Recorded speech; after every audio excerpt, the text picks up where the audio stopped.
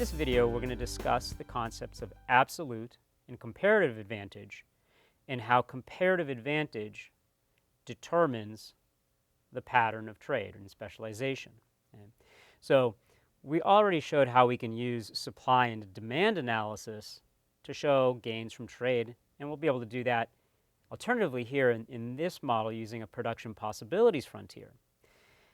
Now, we showed in our previous example with the motorbikes that the US was the importer and the rest of the world was the exporter because the US had a higher price for motorbikes in autarky compared to the rest of the world.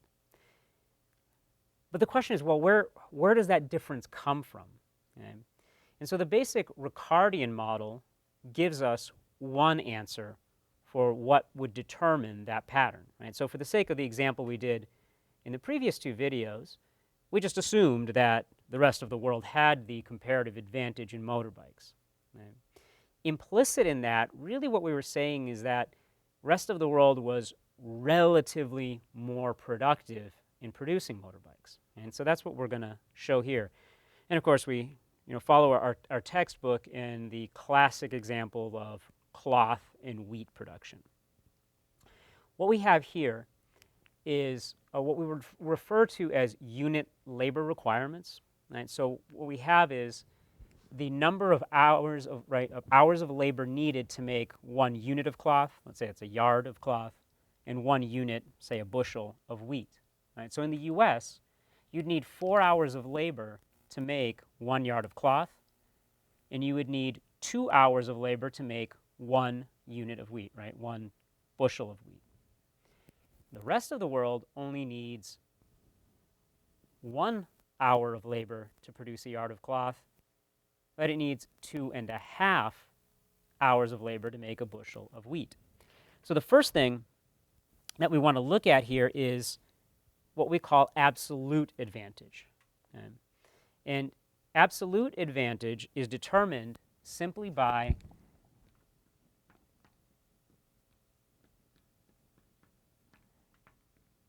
which country is relatively more productive.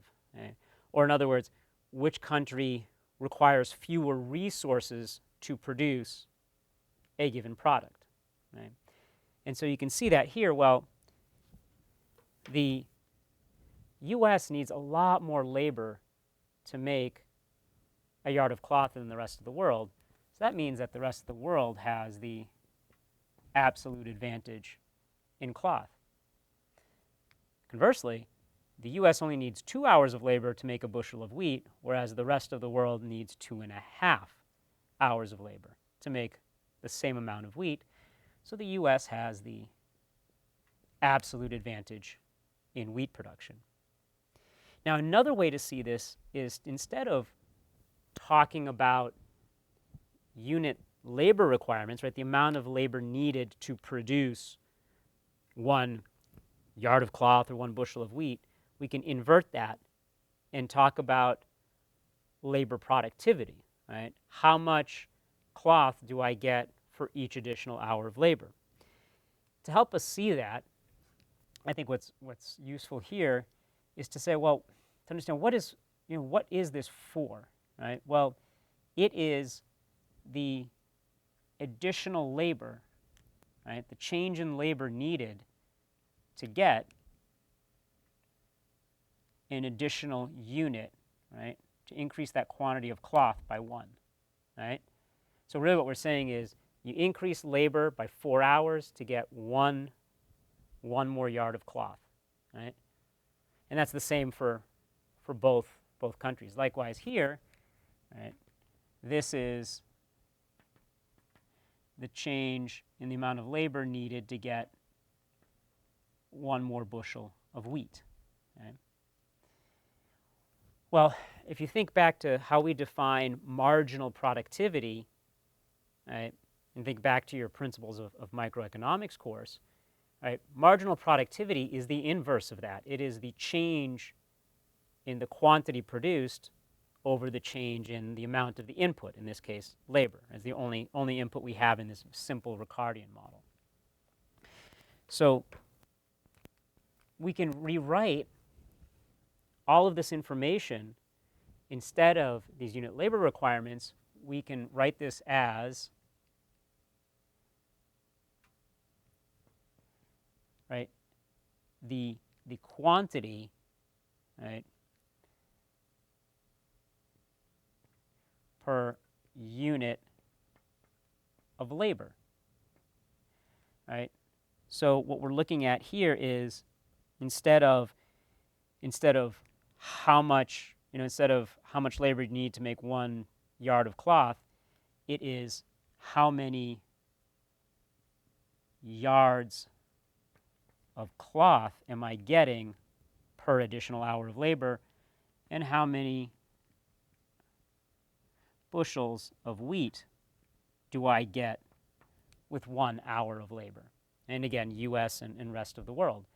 Well, if I need 4 hours of labor to make 1 yard of cloth, that's really saying that each of those additional hours of labor is giving me 1/4, or a quarter of a yard of cloth.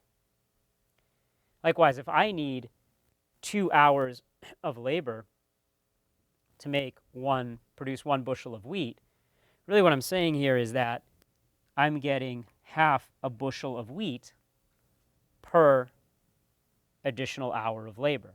And so we've inverted those fractions. Right? This is now interpreted as the change in the quantity of cloth over the change in the amount of labor devoted to cloth production. And likewise, this 0.5 is interpreted as the change in the quantity of wheat produced per change in labor. So we're using one unit, right? 1 hour of labor change at a time. Same thing here, right? Well, if I need 1 hour of labor to produce a unit of cloth, that's like saying, the same as saying that, well, each hour of labor will produce, additional hour of labor will increase cloth production by 1 yard. Whereas if I devote another hour of labor to wheat production, I'm going to get 1/2.5. Right, 1/2.5 units of wheat, right? Bushels of wheat. Okay.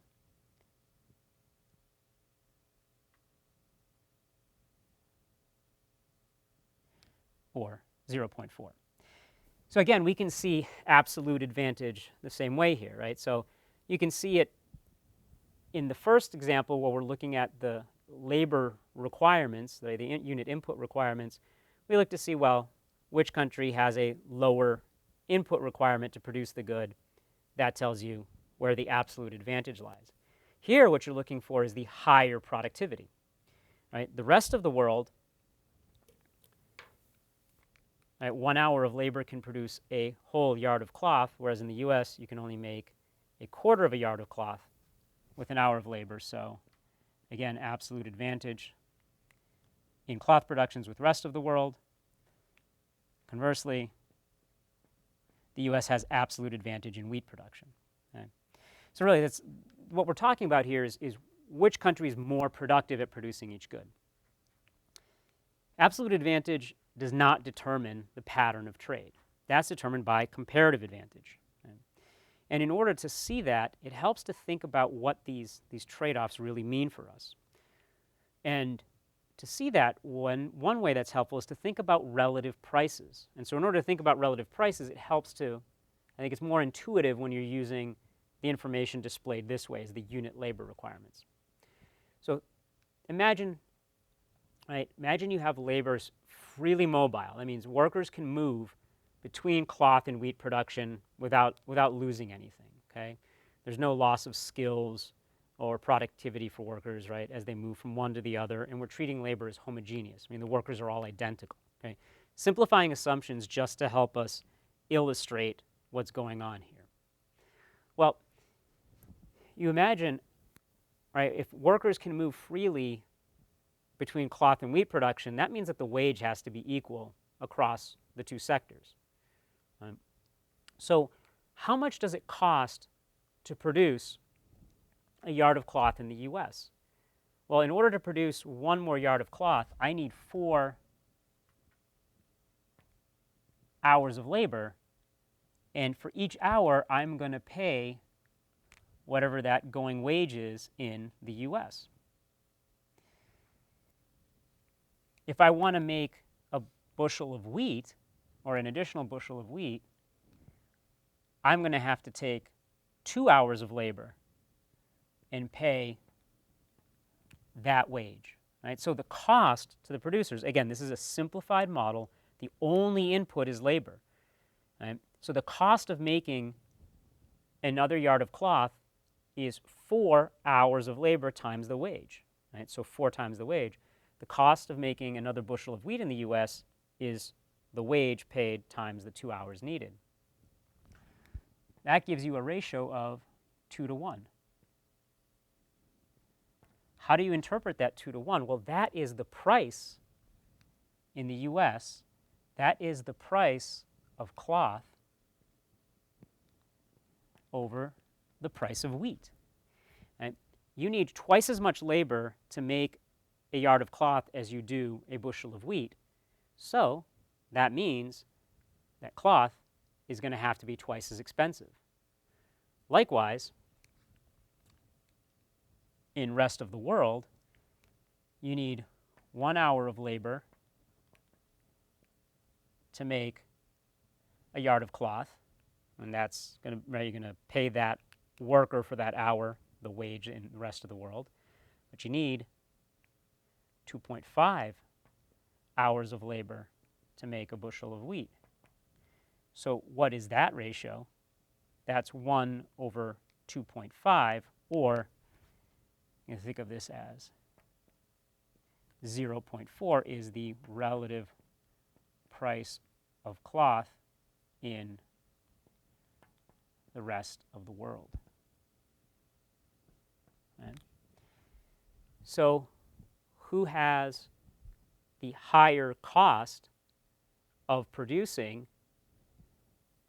cloth? You look at that as who has the higher relative price. The US has the higher relative price. Right? So the US would be the exporter in this case. And we can see that. Really what we're saying here is that the US has the comparative advantage actually in wheat. The rest of the world, because it has a lower relative price of cloth, has the comparative advantage in cloth production. And where is this coming from? Well, it's just the ratio of these unit input requirements. So how do we go from this to showing the gains from trade? So here we're just going to develop the production possibilities frontier for the US, and you could do the same thing for the rest of the world. So if I look at the US, and let's assume, right, as the book does in this example, that there are 100 hours of labor available in the US. And we're going to put wheat production on the y-axis and cloth over here on the x. So if I have 100 hours of labor, and here it's a lot easier to see how you develop the PPF using this way of displaying the information, right? The marginal productivities. If I have 100 hours of labor, and each hour of labor will give me a half a bushel of wheat, that means I can produce 50 bushels of wheat, right? This point here is saying if I take all 100 hours of labor and put it into wheat production, that's the amount of wheat I can get. On the flip side, if I take all 100 hours of labor and I put that into cloth production, I'll get 100 times 0.25, or 25 yards of cloth. Right? That's the production possibilities frontier. It shows us all the combinations of wheat and cloth that can be produced in our hypothetical US economy here. And notice that this is a 2-for-1 trade-off. Right? If I wanted to get, let's say I start here, where I'm producing only wheat and no cloth, well, if I want to produce 1 yard of cloth, I'm going to have to do what? I'm going to have to take 4 hours of labor out of cloth production, or put it into cloth production. which means I'm taking it out of wheat production. So if I take 4 hours of labor out of wheat production, I'm giving up 2 bushels of wheat to get that 1 yard of cloth. Okay? Now, what happens if the US was decided to trade with the rest of the world? Okay? Now, the US price is at, right, relative price of cloth is 2 to 1. Right? Each yard of cloth is twice as expensive as a bushel of wheat. And again, that's coming from the relative productivities or the relative costs of production. Let's say that the world price, when they open up to trade, that world price is going to be equal to 1. Right? So in other words, the rest of the world and the US are going to trade cloth and wheat in a 1-to-1 ratio. So what will that give us here? Well, the US has its comparative advantage in wheat production. So they're going to specialize completely in producing wheat. So they're going to produce 50 bushels of wheat, and they can trade that wheat for cloth at a price of 1 to 1. So let's say if the US wanted to trade away all of its wheat, it could get 50 yards of cloth. Right? And we refer to this as the trade line. Right? So this green line that's out here is the trade line. So how does this help show gains from trade? Well, if the US doesn't trade, its consumption is constrained to be on this PPF, right? This production possibilities frontier, or some textbooks and some economists will refer to as the production possibilities curve. They mean the same thing. Right? Production is what completely constrains your consumption in autarky. You can't consume outside of this white line, this PPF. With trade, you can now consume at any point on this green line, right, on the trade line. So that's telling you that with trade, all of these combinations of cloth and wheat between the two lines and all the way up to this trade line, all these combinations that are not attainable in autarky are attainable with trade.